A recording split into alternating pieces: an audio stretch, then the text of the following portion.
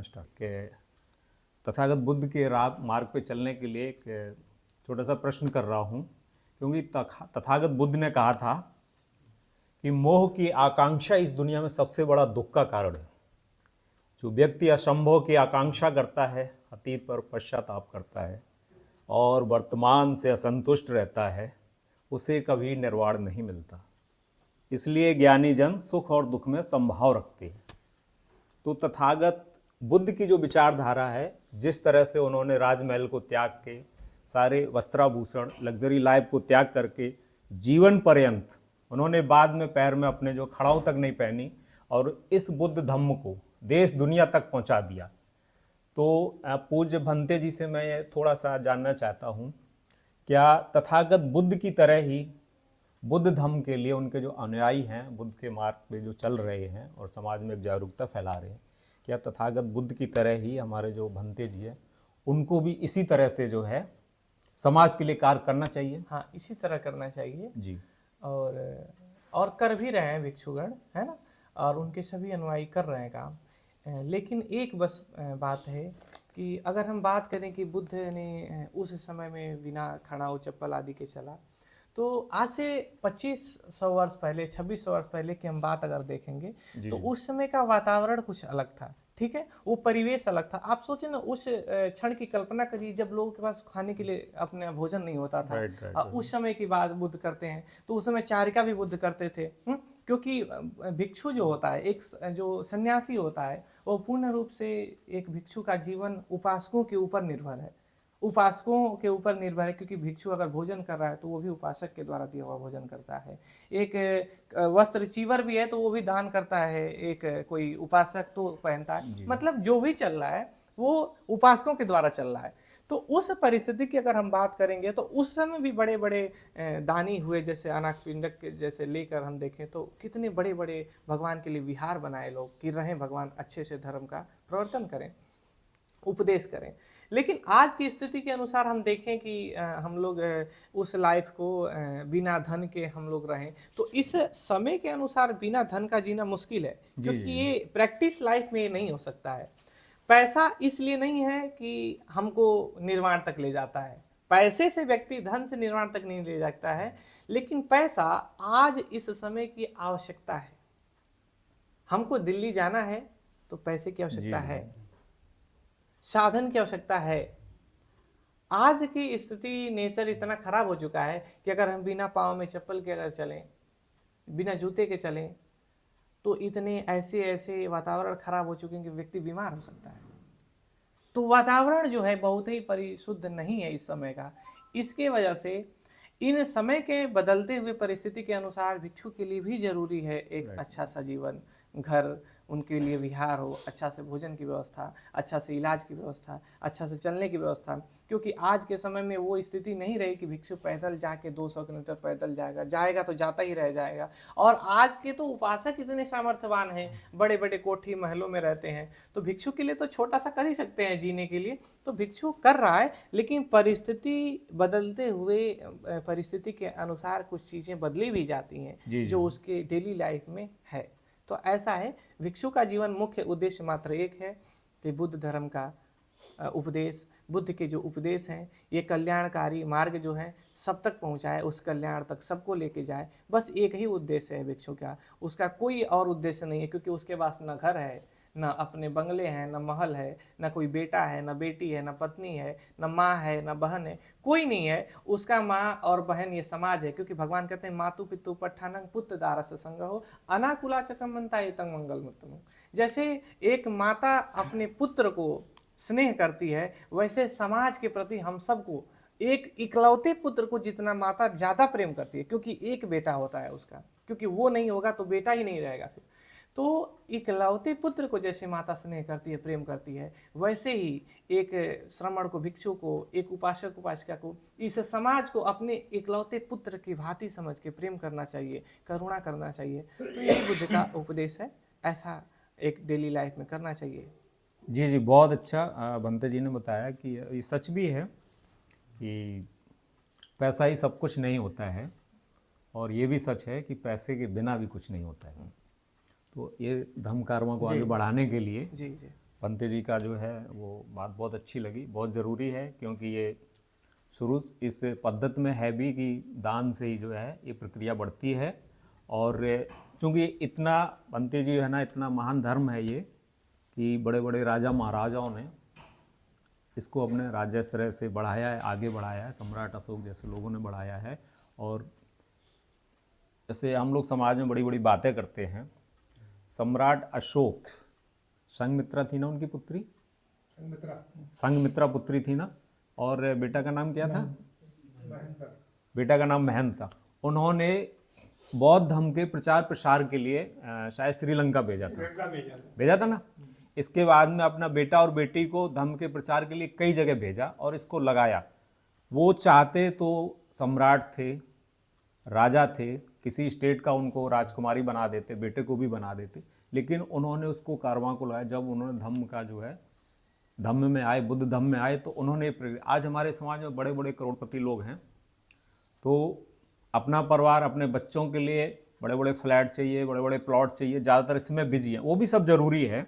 लेकिन इस धम्म कारवां को जब राजा जैसे अपने बेटों को उन्होंने नहीं सोचा कि मैं किसी स्टेट का राजा बना दूं, महारानी बना दूं, नहीं, धम्म कारवां के लिए श्रीलंका तक भेजा प्रचार के लिए। इसी तरह से भंते जी से जो है सानिध्य में आने के बाद थोड़ा सा हम लोगों को लगा है कि इस कारवां को आगे बढ़ाने के लिए समाज को सम्राट अशोक जैसी विचारधारा के तहत इसको आगे बढ़ाने के लिए अपने परिवार के, अपने समाज के लोगों को भी प्रोत्साहित करना चाहिए। तो भंते जी इसमें कुछ अब राय और दीजिए कि किस तरह से समाज को धम्म कारवां को बढ़ाने के लिए। एक ही कारवा है कि आप सभी लोग जैसे जी रहे हैं, एक चरित्र निर्माण करें बुद्ध के जैसा। जी जी जी। क्योंकि ये औपचारिकता मात्र के लिए धर्म नहीं है। धर्म एक दिन का विषय नहीं है, धर्म वर्ष में 10 दिन का विषय नहीं है, धर्म किसी पर्व का विषय नहीं है, धर्म डेली लाइफ का विषय है। और एक व्यक्ति के लिए धर्म उतना ही जरूरी है जितना उसके लिए पानी जीवन के लिए, क्योंकि धर्म के बिना व्यक्ति जी नहीं सकता है। बाबा साहब का ये वचन है कि मनुष्य एक धार्मिक प्राणी है, बिना धर्म के मनुष्य का जीना संभव नहीं है। आप जो सुबह से लेकर शाम तक जी रहे हैं, ये धर्म की वजह से जी रहे हैं। जी। जो सुबह से लेकर शाम तक एक्टिविटीज कर रहे हैं, ये धर्म है, ये सब धर्म है। तो लेकिन धर्म को समझना चाहिए कि धर्म कौन सा है। तो भगवान बुद्ध का जो विनय है, धर्म है, जो उपदेश है, जो क्षण क्षण आप देखेंगे जब आएंगे इसके अंदर, तो इसमें भगवान ने कहा कि स्वाखातो भगवतो धम्मं संदिठिको अकालिको, ये आके देखने वाला है, परीक्षण का धर्म है, बातों से नहीं बस। तो यहाँ बातों मात्र, शब्दों मात्र के खेलने से नहीं होगा।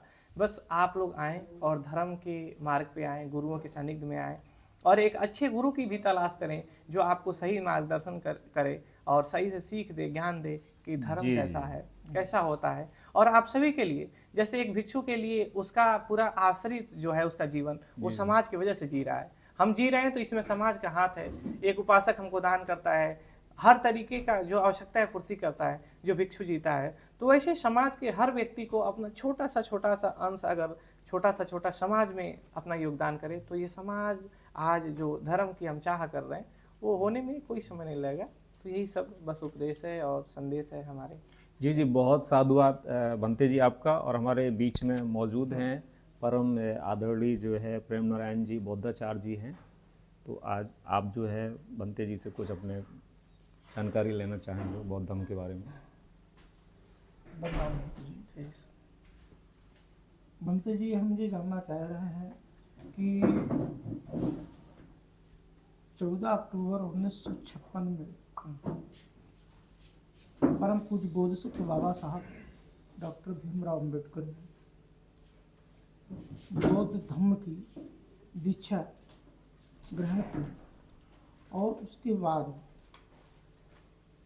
हमारे देश के जो समय 10 लाख के लगभग लोग थे, उन्होंने इस धर्म को ग्रहण किया। और उसके बाद उन्होंने जो बुद्ध धर्म का संदेश था, और उन्होंने 22 प्रतिज्ञाओं पर जो उन्होंने स्वयं अपनी तरफ से लागू, तो उस पर पालन करने के लिए निर्देश दिया और बौद्ध धर्म के लिए उन्मुख होने के लिए कहा।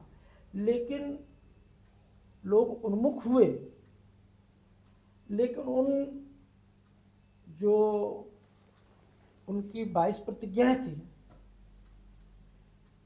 जो उनका मूल तत्व था कि इन 22 प्रतिज्ञाओं को अगर हमारे लोग अनुकरण कर लेंगे, पंचशील और तृष्ण के बाद जी अनुकरण कर लेंगे, तो शायद इस देश को बौद्धमय भारत बनाया जा सकता है। लेकिन आज हम उससे बहुत दूर जा रहे हैं। इसको कैसे मतलब आगे बढ़ाया जाए? बाबा साहब की प्रतिज्ञाओं की बात करें तो उन प्रतिज्ञाओं की अगर हम आज बात करें तो बाबा साहब की प्रतिज्ञा एकदम ठीक थी, सही थी। लेकिन एक बात छोटी सी समझनी चाहिए बाबा साहब के सभी बच्चों को। बाबा साहब जिस परिवेश में अपने बच्चों को एक धर्म का मार्ग देते हैं, वो मार्ग ऐसा समय था जहाँ लोगों को परख नहीं थी कि हमारा कौन धर्म है, हमको किस मार्ग पे चलना चाहिए। जिन प्रतिज्ञाओं का पालन करने के लिए, और बाबा साहब सीधे सीधे शब्दों में उनको कहा। लेकिन इस समय की जो परिस्थिति है,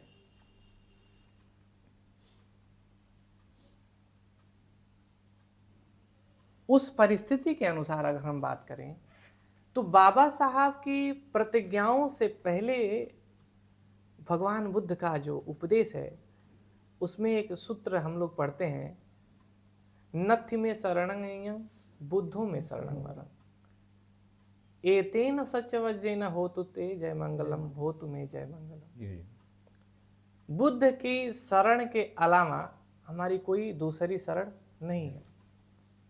दो बात हो गई। धम्म के शरण के बाद हमारी कोई दूसरी शरण नहीं है, संघ के शरण के बाद हमारी कोई तीसरी शरण नहीं है। ठीक है? किसी बातों को डायरेक्टली कहना और इनडायरेक्ट कहना, वो परिवेश ऐसा था बाबा साहब का। ऐसा नहीं कि मैं बाबा साहब का विरोध कर रहा हूँ, मैं उस प्रतिज्ञाओं को मानता हूँ और मैं उसी पे काम कर रहा हूँ, लेकिन काम करने की शैली की मैं बस बात कर रहा हूँ आपसे। उन प्रतिज्ञाओं को अगर आज हम सीधे शब्दों में बोले मंच से किसी को, तो दूसरा कोई आहत होता है उससे। हम कहते हैं अगर कि हम आपकी विचारधारा को नहीं मानेंगे, तो इसमें कहने का प्रश्न नहीं है। हमारे मन की बात है कि हम आपको नहीं मानेंगे तो हम नहीं मानेंगे, आप दबाव देंगे भी तो हम नहीं मानेंगे। तो बाबा साहब का जो समय था वो ऐसा समय था कि उनके बच्चों को सच में पता नहीं था कि अपना कौन है पराया कौन है, इनडायरेक्ट हो, है ना।